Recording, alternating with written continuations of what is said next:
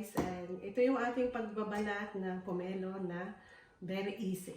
Yan. Easy way how to cut the pomelo.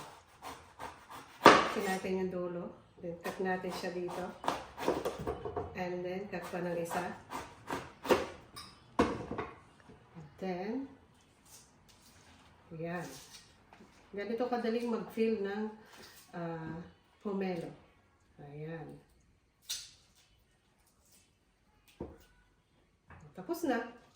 Wala ka na tatanggalin na balat. So, ganun kasimple ang pagtatanggal ng balat ng pomelo. Ayan. Pinadali natin yung ating buhay sa pagbabalat ng pomelo. Kasi kung tatalupan pa lahat, takes time. So, ngayon, ito yung bagong technique. Mas mabilis magbalat. Yan. Yummy.